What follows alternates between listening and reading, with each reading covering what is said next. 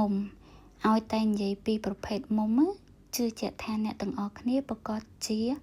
ស្គាល់ដោយសារតែយើងធ្លាប់រៀនតាំងពីថ្នាក់ទី5មកម្លេះនោះអញ្ចឹងប្រភេទមុំរបស់យើងគឺមាន4ប្រភេទ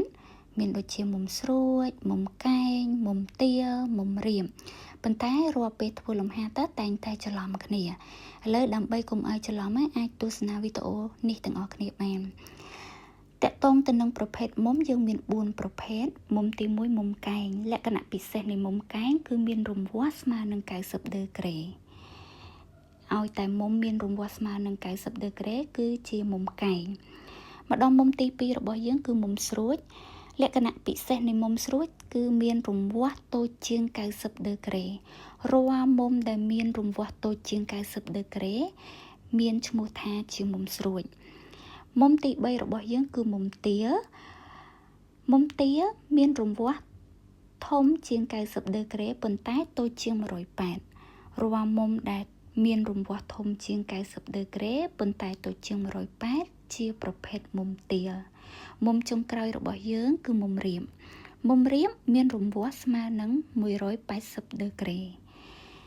បន្ទាប់ពីយើងដឹងពីប្រភេទហើយឥឡូវយើងទៅសាកល្បងធ្វើលំហាត់ទាំងអស់គ្នា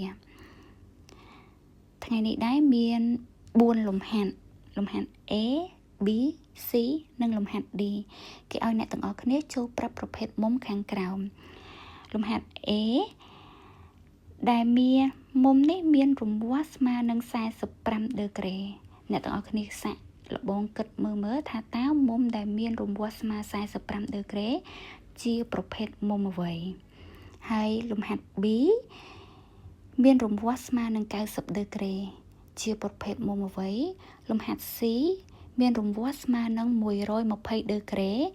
ជាប្រភេទមុំអ្វីលំហាត់ D មានរង្វាស់ស្មើនឹង180ដឺក្រេជាប្រភេទមុំអ្វីមុំ45ជាប្រភេទមុំស្រួចចឹងយើងយកមុំស្រួចយកទៅបំពេញមុំទី2ជាប្រភេទមុំកែងចឹងយើងយកពាក្យមុំកែងយកទៅបំពេញមុំទី3ជាប្រភេទមុំទាយើងយកមុំទាទៅបំពេញមុំចុងក្រោយគឺមុំរៀមយើងយកមុំរៀមទៅបំពេញបើចូលចិត្តវីដេអូនេះសូមជួយចុច like ទាំងអស់គ្នាដើម្បីទទួលបានវីដេអូថ្មីៗបន្តទៀត